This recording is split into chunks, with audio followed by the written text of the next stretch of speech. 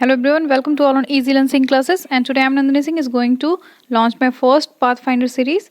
और ये जो CSIR के लिए प्रिपरेशन कर रहे हैं एज वेल एज गेट के लिए प्रिपरेशन कर रहे हैं, चाहे वो बायोटेक्नोलॉजी के ब्रांच में हो या फिर लाइफ साइंस के, ये उन दोनों के लिए बेनिफिशियल रहेगा। तो please watch this video and like share and subscribe my channel. ये मेडिकल एग्जाम्स के लिए जो प्रिपरेशन करें उनके लिए भी ये बहुत ही बेनिफिशियल रहेगा। तो आज हम लोग डिस्कस करेंगे पेज नंबर 1 से लेके पेज नंबर 14 तक। ये जो कंटेंट्स हैं वो आपके लाइफ साइंस या कह सकते हैं पाथफाइंडर पार्ट 1 से लिए गए हैं। जैसे जैसे पेजेस में गिवन है उसी को सीक्वेंस के अकॉर्डिंग मैंने कंटेंट के फॉर्म में अरेंज किया है। पहला आपका होगा अमाइनो एसिड एंड प्रोटीन्स, इसमें हम लोग देखेंगे स्ट्रक्चर्स के बारे में। दूसरा होगा ज्विटर आयन की प्रॉपर्टी को डिस्कस करेंगे on the basis of pH. तीसरा होगा ऑप्टिकल प्रॉपर्टी, उनके रोटेशन के अकॉर्डिंग डिस्कस करेंगे।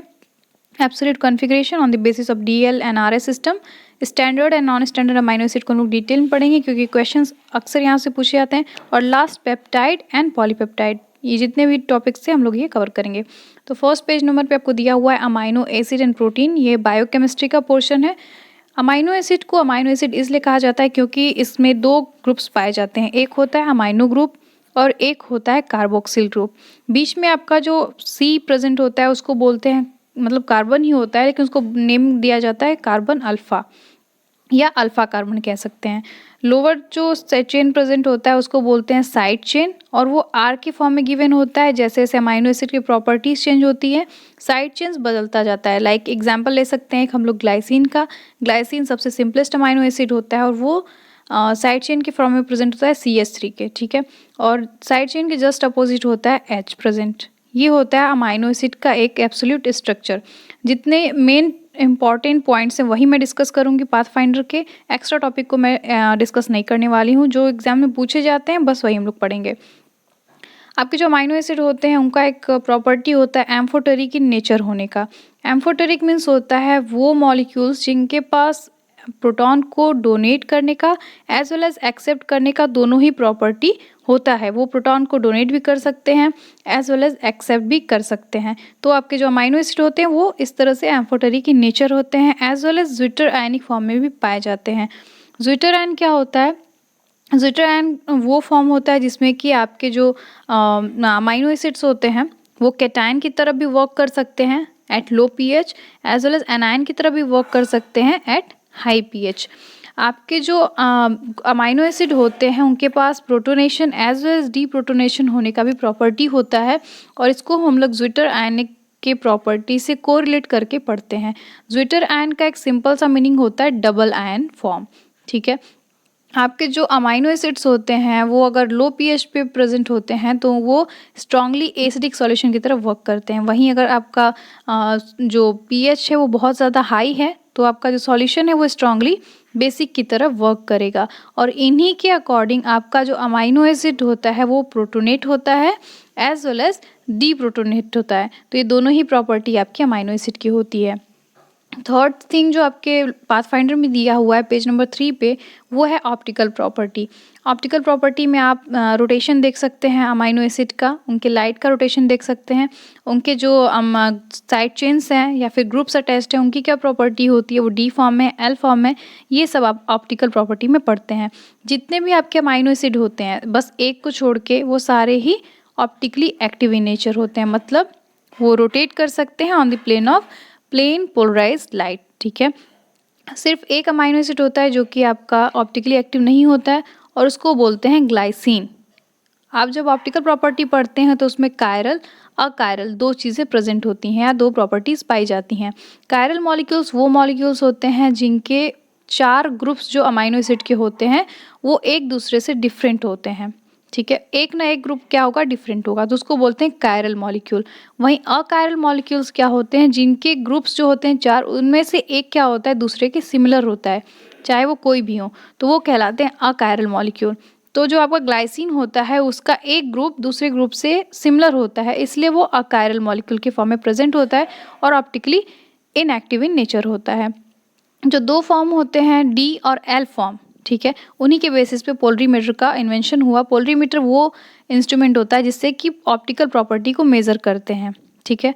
इसमें क्या होता है, आपका जो लाइट सोर्स होता है आपके लाइट स्कैटर्ड फॉर्म में प्रेजेंट होते हैं, उनको पोलराइजर से पास किया जाता है। जैसे पोलराइजर से पास होता है आपके scattered light plane polarize form में कन्वर्ट हो जाती हैं। फिर एक ट्यूब होता है जो कि कायरल अमाइनो एसिड कंटेंट करता है, और उसके थ्रू पास करने के बाद आपकी लाइट जो होती है वो डी फॉर्म में और एल फॉर्म में रोटेट कर जाती है, आइदर एंटी क्लॉकवाइज और क्लॉकवाइज। तो ये होता है पोलरीमीटर।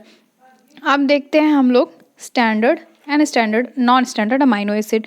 उससे पहले एब्सोल्यूट कॉन्फ़िगरेशन भी आपको पढ़ना है। पेज नंबर 4 पे जो गिवन है उसमें क्या होता है, डी एल सिस्टम होता है और आर एस सिस्टम होता है। डी एल सिस्टम को जानने से पहले आपको एनेंशियोमर पढ़ना होगा। एनेंशियोमर वो होते हैं जो कि non super imposable mirror image contain करते हैं, उनको बोलते हैं एनेंशियोमर। ठीक है। डीएल सिस्टम में क्या होता है, जब आपका हाइड्रोक्सिल ग्रुप जो कि कार्बन अल्फा कार्बन के लेफ्ट हैंड साइड प्रेजेंट रहेगा तो वो कहलाता है L form. L form means levorotatory. ठीक है। वहीं आपका जो हाइड्रोक्सिल ग्रुप है अगर वो राइट साइड प्रेजेंट है तो उसको बोलते हैं D form. D means टेक्स्टोरोटेटरी।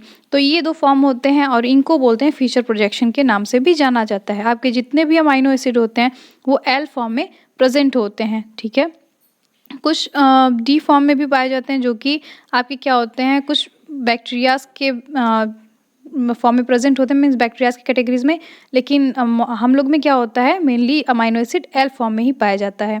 Second होता है R S system. R means होता है रेक्टस, जिसका मतलब होता है राइट, और एस का मतलब होता है सिंस्टर मीन्स लेफ्ट। अगर आपका एंटी क्लॉकवाइज मूवमेंट हो रहा है या फिर कहते हैं काउंटर क्लॉकवाइज तो उसको एस फॉर्म बोलेंगे, और क्लॉकवाइज मूवमेंट हो रहा है आपके अमाइनो एसिड का तो उसको बोलेंगे आर फॉर्म। ठीक है। तो ये दो फॉर्म हो गए आपके।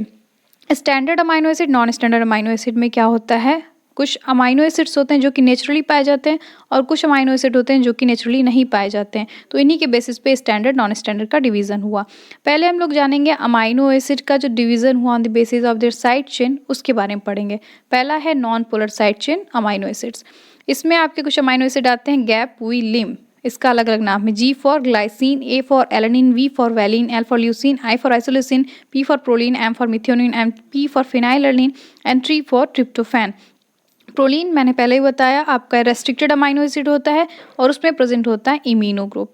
फिनाइल एलेनिन, ट्रिप्टोफैन ये दोनों ही एरोमेटिक साइड चेन्स कंटेंट करते हैं। वहीं फिनाइल एलेनिन के पास एक फिनाइल रिंग प्रेजेंट होता है तो ट्रिप्टोफैन के पास इंडोल रिंग प्रेजेंट होता है। सेकेंड अमाइनो एसिड जो होते हैं वो होते हैं अनचार्ज polar side chain.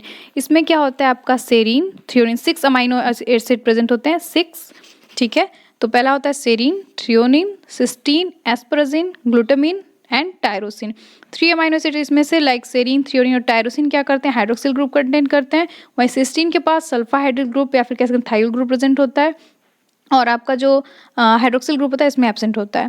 Amino acid with charge polar side chain, इसमें निगेटिव और पॉजिटिव के बेस पे डिवाइड किया गया। पॉजिटिवली चार्ज अमाइनो एसिड आपके लाइसिन, अर्जिनिन होते हैं, हिस्टडीन होते हैं और लाइसिन भी होते हैं। ठीक है। लाइसिन और जो अर्जिनिन है ये पॉजिटिवली चार्ज होते हैं और इनके पास क्या होता है, जो अमाइनो एसिड होता है वो पॉजिटिव फॉर्म में प्रेजेंट होता है। आपके जो अर्जिनिन होते हैं उनके पास ग्वानिडीनियम ग्रुप होता है और लाइसिन के पास अमाइनो ग्रुप प्रेजेंट होता है। हिस्टडीन के पास इमिडाजोल ग्रुप पाया जाता है। वहीं अगर निगेटिवली चार्ज अमाइनो एसिड की बात करें तो वो दो होते हैं, एक होता है एस्पार्टेट एंड ग्लूटामेट। ये थे आपके अमाइनो एसिड। सेलेनोसिस्टीन भी एक अमाइनो एसिड होता है जो कि 21 स्टैंडर्ड अमाइनो एसिड के फॉर्म में प्रेजेंट होता है, और पायरोलाइसिन जो कि 22 स्टैंडर्ड अमाइनो एसिड के फॉर्म में पाया जाता है। अब अगर हम लोग बात करें पेप्टाइड बॉन्ड का, तो पेप्टाइड क्या होता है, पेप्टाइड बॉन्ड एक ऐसा इंपॉर्टेंट रोल प्ले करता है जिसके बिना अमाइनो एसिड का फॉर्मेशन पॉसिबल नहीं है। पेप्टाइड बॉन्ड एक दूसरे से लिंक करते हैं अमाइनो एसिड को, और मोनोमर को लिंक करते करते आपके अमाइनो एसिड का फॉर्मेशन होता है, इसको बोलते हैं पेप्टाइड। ठीक है। तो ये रोल होता है आपके पेप्टाइड बॉन्ड का, और इन्हीं पेप्टाइड बॉन्ड के स्टेरिक इंटरफेरेंसेस के वजह से किसका इन्वेंशन हुआ, रामाचंद्रन प्लॉट का। ठीक है।